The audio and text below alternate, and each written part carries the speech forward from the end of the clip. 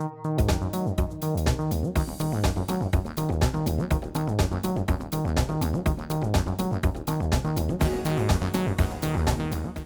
really honored to be here. This is the first opportunity I've ever had to address the press club.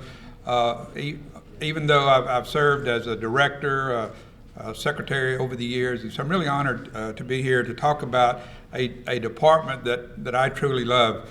But before I go into my remarks, I want to introduce a really close friend of mine, a great American who served our country for many, many years, who does a lot of work with veterans and veterans courts and incarcerated veterans, General Mike Cushman. General.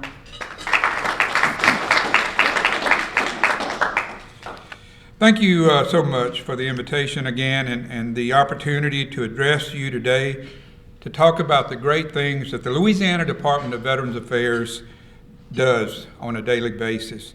The Louisiana Department of Veterans Affairs is not a small agency. A lot of people don't really know what we do, but we are a full-service department of 840 employees statewide, all over the state. We operate 5 homes, veterans homes, beautiful facilities, 5 veteran cemeteries. We just completed the 5th one in Jennings a couple of weeks ago. 74 veterans benefits offices all over the state. A new program, 25 campus veteran centers on every college campus throughout the state of Louisiana, and many other veterans assistance programs. What I'm going to do is give you the latest on these services that we bring to Louisiana veterans every day. But I know that right now, what is probably on your mind, like all of us, is COVID-19. I want to briefly give you today's update on what we are doing in our long-term care medical facilities and across our operations to do everything that we can to keep our nation and our state's heroes, their loved ones, and our employees safe during this time. So I'll start with our veterans' homes. First and foremost, the well-being of our veterans and their families, as well as our employees, is our top priority, as you can imagine. And we're very fortunate to be able to tell you at this time that we have no suspected cases of COVID-19 in any of our 5 veterans' homes or among any of our LDBA staff in the homes, the cemeteries, nor across our department. So we thank the good Lord for that, and we're very humbled and pleased. For that, in part, we owe a debt of gratitude to those medical professionals and committed employees who have worked tirelessly over the past several months. However, we remain vigilant and we continue to follow all directives from our governor's office, the Office of Public Health, and the Centers for Disease Control in efforts to protect our veterans, employees, and visitors. Our facilities are very familiar with the influenza, the flu protocol, and we are taking those same precautionary measures for this virus, COVID-19. We know how to implement isolation of residents when needed, and we are in close contact with the Office of Public Health, and we are prepared should any case of COVID-19 arise in one of our homes. Our preventative measures are, and it's repeated in the news media constantly and by the governor, rigorous hand washing, cough and sneeze etiquette, and the use of alcohol-based hand sanitizers, among other precautions. We continuously monitor and assess our veterans for symptoms that may require further action. Last Thursday, on March the 12th, we moved to a no visitation policy across all 5 veterans' homes. No large groups, no small groups, no groups, period. This means that we have not been allowing any visitors into the homes, with the exception of special immediate family members at the discretion of the home administrators, and this is only for those loved ones who are end-of-life hospice care. We have signs posted at the entrance of all our homes to this effect, alerting all potential visitors of this policy. For every one of our employees, before the start of every shift, a licensed nurse is conducting strict and rigorous medical screening for fever, sore throat, dry cough, shortness of breath, following the CDC protocols. Again, no one from our homes have tested positive, but we are leaning forward. We're not waiting for bad news. Rather, we have taken these steps out of an abundance of caution to protect those who may be most vulnerable to COVID-19. As you know, most of our residents are elderly, and we do have some younger veterans, but most of them are over age 60, so we're really being proactive. We are strongly urging family members not to take our veterans out of our homes on pass or therapeutic leave as recommended by the CDC for safety unless absolutely medically necessary. In addition to our veterans' homes, we are closely monitoring our other service programs, including our parish veteran service offices and our cemetery offices. Just like at the homes across our department, we're practicing the protocol: hand washing, cough, sneeze etiquette, among other precautions. We have posted signs at all of our parish service offices, these are benefits offices, asking anyone who has fever, a cough, or shortness of breath to refrain from visiting at this time. So, I think that if we continue to follow all directives from the governor's office, the Office of Public Health, and CDC, we can continue to protect our veterans, our employees, and our visitors. And like Chris said, let's not panic. We have faced worse adversity here in the state of Louisiana than this. And I remember when Y2K was coming around, everybody thought planes were going to fall out of the sky, and that didn't happen. I remember when Katrina hit, and I was serving Governor Governor Blanco. Those were tough days, and we actually evacuated 2 of our veterans' homes. We evacuated Jennings, and we evacuated Reserve, and we didn't even have a plan because that had never happened before. And know how we did it? I wrote an operations order, an Army operations order that I had been taught to do as an infantry officer, and I posted the route all the way north to Monroe and to Jackson. We had over 156 veterans in each bus. We had all medical supplies, food, everything we needed. They were all in their 70s, 80s, and 90s, and we didn't lose anybody. And so we're going to get through this thing in good shape. Now let me tell you how we fulfill our mission day in and day out to serve our state's 281,000 veterans. When Governor John Bell Edwards called me 4 years ago to come back to the department, I willingly accepted because I feel that I'm uniquely qualified to serve as secretary, and I learned that I'm not good at retiring. In my role, I am currently the longest serving state director of Veterans Affairs in the nation. In terms of military service, I served 29 years, almost 30 years on active duty, including 2 combat tours in Vietnam, and I was on active duty during Desert Storm as well. I do have 3 sons who I'm very proud of, who all served in combat in Iraq. My youngest son, Josh, served in Afghanistan, and I have 1 daughter who is currently deployed with the National Guard in support of this coronavirus, COVID-19, and she's deployed to Camp Beauregard in support of that. My father was a World War II veteran, and needless to say, my wife grew up in the Army. Her father was a command sergeant major who fought in Vietnam. She's an Army brat, and needless to say, we are a military family. And that's how I view the Louisiana Department of Veterans Affairs. Our mission is to provide comprehensive care and quality service to Louisiana's veterans and their families with regard to health care, education, disability benefits, long-term care, and burial honors. That is consistent with guidance from the National VA and the guidance that the VA received in 1863 from President Lincoln during the delivery of the Gettysburg Address when they were dedicating the National Cemetery at Gettysburg. President Lincoln said that we serve to care for him who shall have borne the battle, and for his widow and his orphans. In today's modern times, we add her because of the large number of women that serve so well in our military.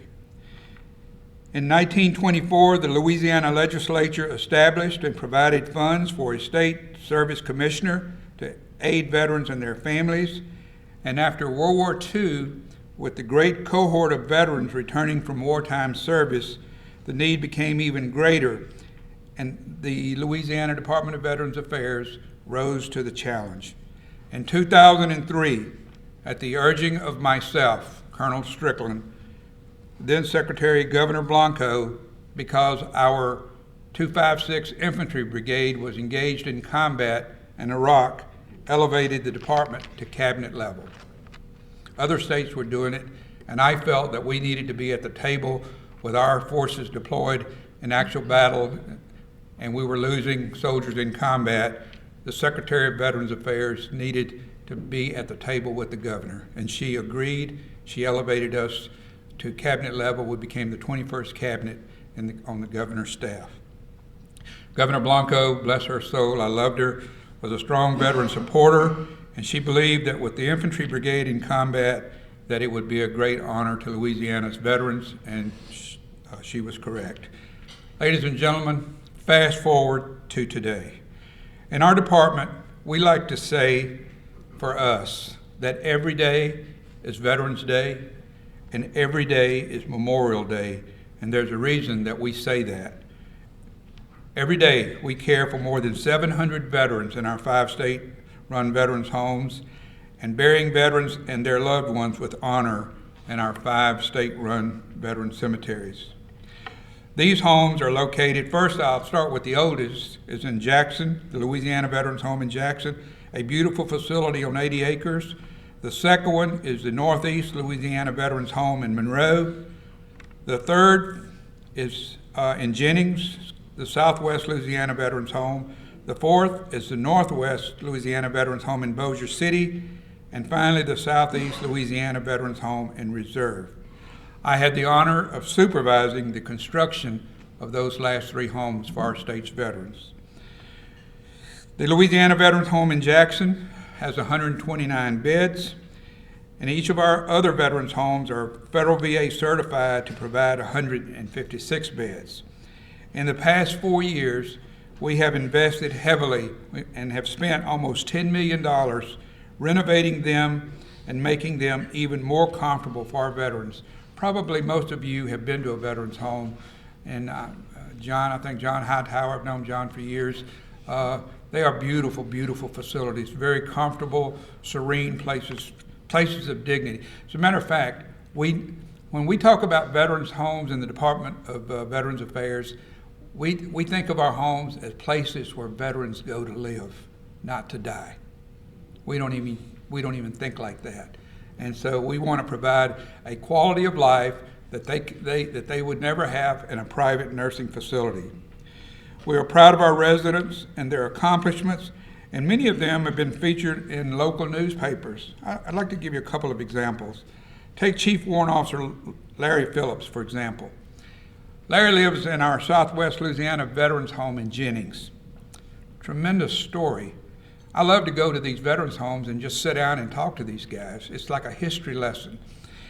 He is the last surviving chartered member of the 24th Infantry Division who fought in Korea as part of one of the Army's original Buffalo Soldiers Regiment. Also at the Jennings home is Private First Class Lawrence Boudreaux.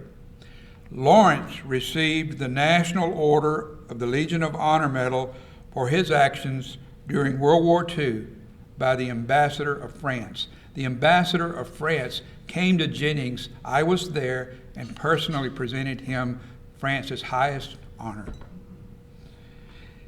Boudreaux received this because he was part of the 101st Airborne Division, which held the line along with the 82nd Airborne Division at Bastogne against a German attack in the Ardennes forest. That is significant because had the 101st and 82nd not held the line, the Germans would have broken through all the way to the seaports in Belgium, and everything gained would have had to start all over again with tremendous loss of life. These are only two of the hundreds of decorated veterans who call one of the LDVA veterans' homes their home. In addition to our 5 veterans' homes, we have the honor of operating 5 veteran cemeteries across our state. The Northwest Louisiana Veterans Cemetery in Keithville, near Bossier, is our oldest. It's about 12 years old. Central Louisiana Veterans Cemetery in Leesville, next to Fort Polk. The Southeast Louisiana Veterans Cemetery in Slidell. The Northeast Louisiana Veterans Cemetery in Rayville, which is where I'm from, my neck of the woods. I'm really proud. And the Southwest Louisiana Veterans Cemetery in Jennings. Our cemeteries are final resting places of honor for our veterans, their loved ones, meaning their spouses, and any independent child that the family might have. They can all be interred in our cemetery. They are all interred with dignity and honor. The Southwest Louisiana Veterans Cemetery in Jennings was just dedicated, as I said earlier, about 2 weeks ago. We were very proud to welcome Governor Edwards and more than 300 guests to dedicate this beautiful new facility. That cemetery will serve 50,000 veterans and their families from Bow Bridge all the way to the Texas border. And if there's any Texans that are not happy with Texas, we'll bury them in Louisiana. So we're not going to show favoritism. The administrative office will open for customers on Monday, March the 23rd, and we will begin interment operations the first week in April. Not counting Jennings, our veteran cemeteries inter more than 60 veterans, their spouses, and their children each month. And these are not happy occasions. They're solemn. There's emotion. I've attended many of them, especially for homeless veterans who have no survivors. Tears flow. Even for an old crusty infantry colonel like me, my eyes get moist because I remember them as young soldiers in Vietnam serving their country or in Desert Storm. We work very hard with state legislators and community leaders who have veterans' homes and veteran cemeteries in their districts to partner together in serving veterans and their families in these facilities. All of these veterans' homes and cemeteries are economically viable. They are job producing. They don't run by themselves. Job producing facilities that hire Louisiana veterans and civilians so that together we serve our state's veterans. Another way we serve our veterans is through our 74 Benefits and Claims Office. This was our first division in the Department of Veterans Affairs, which was created right after World War I. There were about 9 service officers hired in the very beginning, and they'd go up and down these old gravel roads throughout Louisiana, those old jalopies, Bonnie and Clyde type looking vehicles, looking for veterans, trying to help them file their benefits. It's very interesting. We have the history of the entire department in our office. These offices are staffed by 60 highly trained, accredited counselors, or as we call them, VACs. Each of those VACs is a veteran, and each parish has at least one service office location. This is a point that I want you to hear. Last year, the department brought in nearly $1.3 billion in federal compensation and pension benefits, helping more than 281,000 Louisiana veterans and their family. And that is significant because this money goes directly into the veterans' pockets to support their families and put food on the table. It doesn't go to the legislature or to any city or town. It goes directly to the veteran. A check every month, depending on the percentage that they're service connected for the rest of their life, in honor and recognition of their service. Aside from the benefits offices this year, we began operating 30 student veteran centers around the state on Louisiana's public and private college and university campuses. Currently, with semester turnover, 25 of these veteran centers are staffed and operational. These veteran centers are committed to helping more than 8,000 Louisiana student veterans successfully transition home from active military service to complete their college goals and to live here in Louisiana and become leaders in their hometown. And what is significant about the student veteran centers on campuses is that it's a place where these veterans, and most of them are combat veterans of Iraq and Afghanistan, many of them struggle with post-traumatic stress. It's a place for them to study together, to interact with other veterans, to share common experiences, and to receive help with veterans benefits. Years ago, when I came home from my second combat tour in Vietnam, I was 22 years old. I decided to take a break from Army life and go to college and get my degree. I wanted to come back in on active duty as an officer. When I arrived on campus at Hampton University, I felt like an alien from space. Nobody helped me. Nobody spoke to me. They didn't like Vietnam veterans anyway. I was wearing a first cav cap. Finally, I'm standing there trying to figure out where the student, the office to sign up for classes was, and there were two veterans. They happened to be World War II veterans. They were in their middle 40s in those days, and they walked up to me and they shook my hand and they said, "We're veterans." I get a little emotional because if it wasn't for those World War II veterans, I probably would have dropped out and gone home and said to hell with it. But they were mentors for me, and I was able to graduate with highest honors. They counseled me. They chewed me out when I was ready to give up, and I got my degree and I became an officer.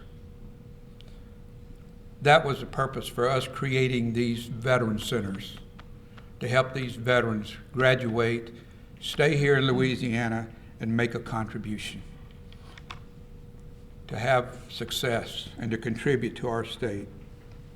Each veteran center is staffed by one of our employees. We call them Vet Corps Navigator. We train every one of these young navigators at the beginning of the school year, and each one is an AmeriCorps service member. Vet Corps staff works closely with our service officers in their regions to refer student veterans to all of LDVA's available veteran services and benefits. Navigators often share their success stories with me, and I was recently heard about a great one out of Grambling. Apparently, the navigator at Grambling State met a young man who was a first semester freshman from California during orientation. And I think if you're from California and you grew up in California and you come from Louisiana, you probably felt like me when I landed at Hampton University. It's a different culture, different way of life. So after going up and starting a conversation with him, the navigator identified that this young man was the son of a veteran back in California. So our navigator asked him, he said, "How are you paying for your school?" And he said, "Well," he said, "it's really tough." He said, "My parents can't really help me. I'm just using grants and student loans."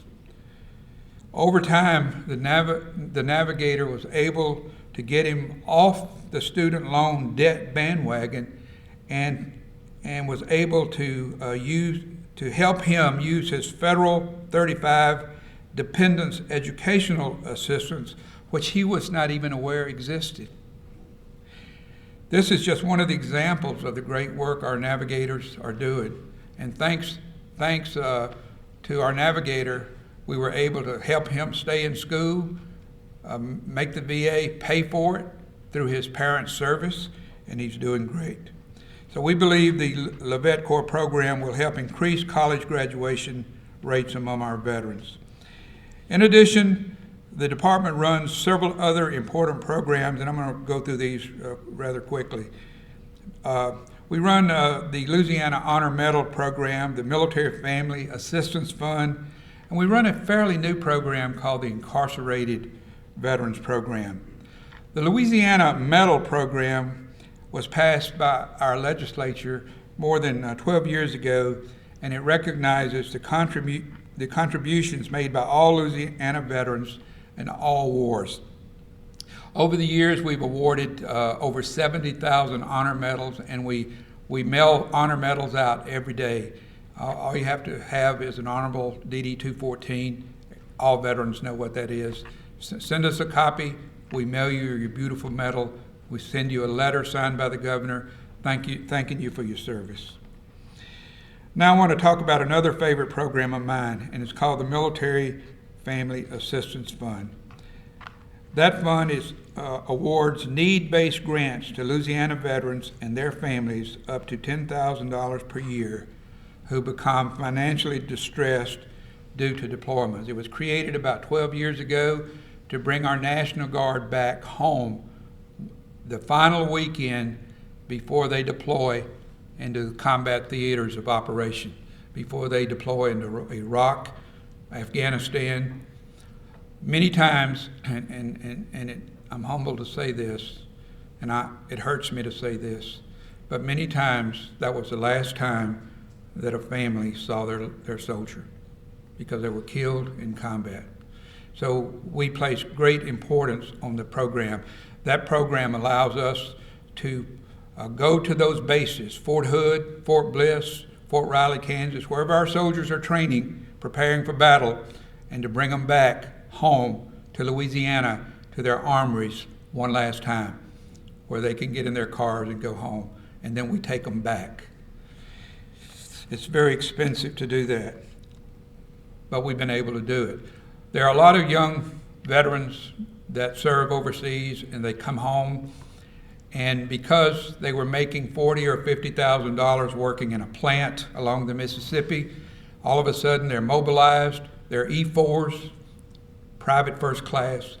Their pay goes from maybe $45,000 to $30,000. They get behind on their car payments, they get behind on their mortgage.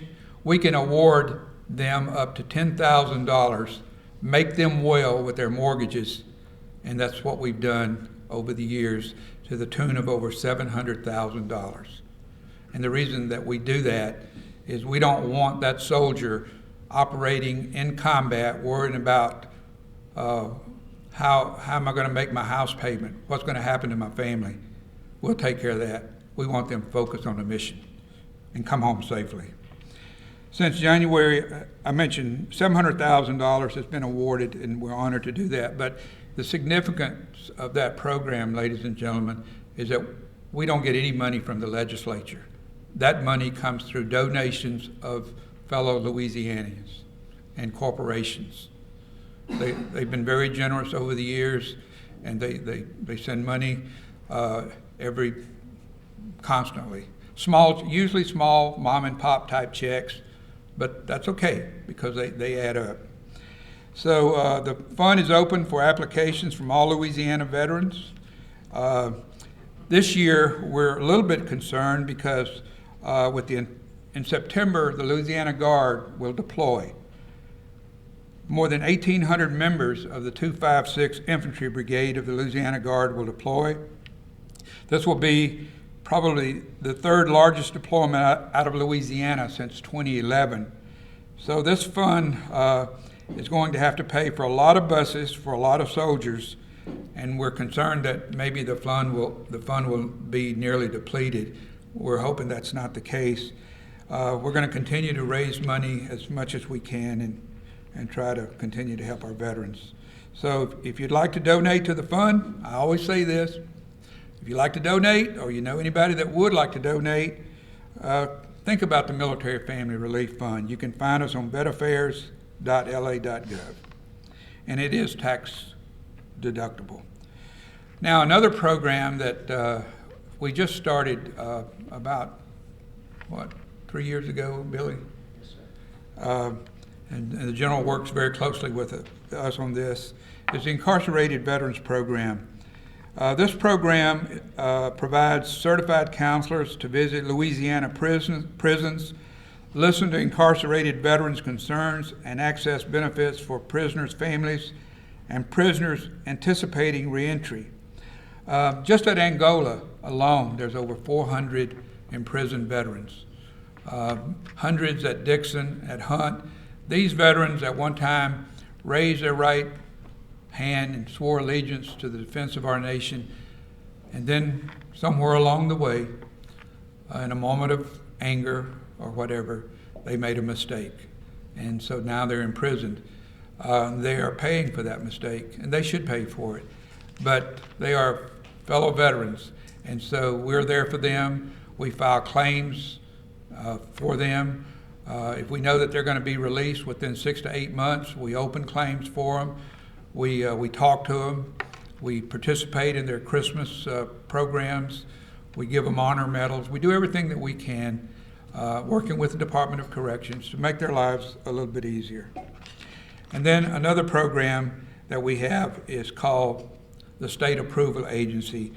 And the State Approval Agency certifies all colleges and universities for acceptance of the GI Bill, from LSU all the way to the smallest VOTEC school.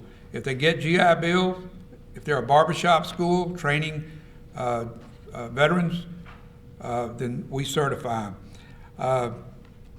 Through this program, we bring in more than $185 million into the state per year in tuition assistance that goes to our education institutions and to our student veterans. So every morning when I get up, I'm actually, a lot of people when they get up in the mornings, they dread going to work. I never have. When I get up in the morning, I look forward to coming into the Department of Veterans Affairs. I look forward to interacting with my great staff.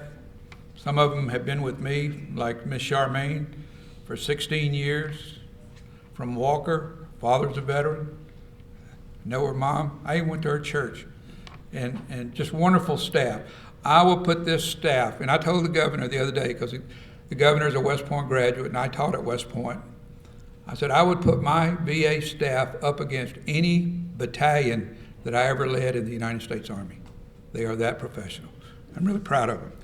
So, General Omar Bradley, one of my heroes, said it best when he said he was first appointed as first secretary of the Department of Veterans Affairs. It's probably a step down from being a 5-star general.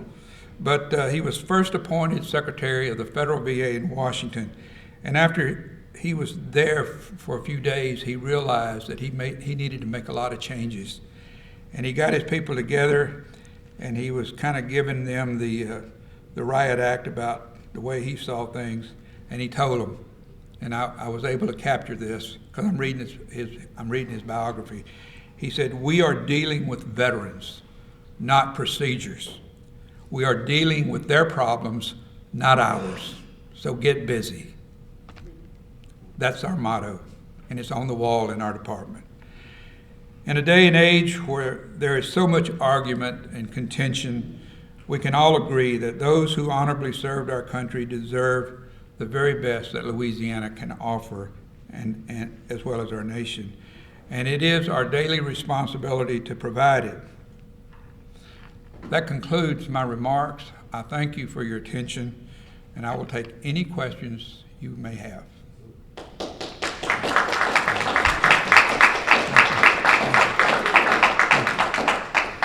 Yes, John. I feel like the president. Yes, John. What is it? Can any veteran, if he or his family wants to, be buried in one of the cemeteries? Yes, sir. The way the law, we have to abide by federal VA regulations. All state veteran cemeteries have to abide by VA federal regulations.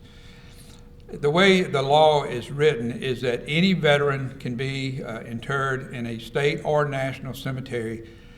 In the past, National Guardsmen who had never deployed into a theater of operations could not be. But that's no longer the case because 95% of our National Guard are all combat veterans. So everybody can be There may be one or two older National Guard retirees that do not qualify, but about 98% of our Guard now qualifies. And we do get a $792 burial plot fee for every veteran that we bury. And we also get, because of a law passed by our legislature, an equal amount for a spouse or a child. But the good news is that the legislature gave me the authority to waive the fee if the family couldn't afford it. And we've done that many times. Any other questions? Yes, ma'am. So in light of the concern about COVID-19, do you have any thoughts about you may have to suspend burials at the cemetery? We are looking at that. That's a good question. Matter of fact, we discussed that this morning. We are concerned because, whenever a veteran is buried, there's usually a large crowd, family, loved ones, friends, and it's very hard to go up to people and start testing and doing all this other stuff. And so what we're working with the funeral homes, looking at their protocols. What we may, and I have my cemetery director with me, what we may have to do is go ahead and bury the veteran or the loved one, and then have all gather at a later date when this is over and host the memorial service. That's one of the things that we're looking at. But we are worried about that. Thank you. Good question. Sir, anybody? General? Can I get a pay raise? No, sir. General officers don't need pay raises. Sir. You said something about children of veterans. Yes, sir. Does child mean someone under 21? Does child mean biological, regardless as to what age? It can be as a child as defined by by the law, but the age doesn't matter. And the reason why is because some families have a child that's disabled, maybe say mentally disabled, and they have to take care of that child. That child passes away, he can be buried. The actual they can go down about 9 feet and bury that child and have the father and the mother there. I believe that's correct. Isn't that correct, Billy? What basically happens is a child is under 23 years old or college age. If they're still a dependent, they can be buried in our cemetery. In our cemeteries, we have double, like if it's a casketed, we have double vaults. Okay. And so what would happen if there's a mother, a child, and a veteran, we'll have 2 buried in one plot and save the other plot next to it for the child or whoever hasn't passed that. I want to get with you later. Yeah. Got to ask you a question. Not a problem. Specific. Not a problem. Okay. Thank you for that question, sir. Thank you, Billy. Yes, ma'am. With the veterans' homes, are you at capacity at the homes? Do you have waiting lists, or is there? No, we're not. We don't have a waiting list, but we admit people every day. The 4 newer homes are all 156 beds, and we run about 88% to 90-something% census rate. But we always have enough beds. The smallest number of veterans in our home is the Jackson home, which has it's for what, Julie, 129 beds, and we run about anywhere from 115 to 120 beds there. But it's the most beautiful home, I'll tell you, and we've spent millions of dollars making it that way. Any other questions? Well, if there's no questions, it's really been an honor and a pleasure for me. I never thought I would speak to the press.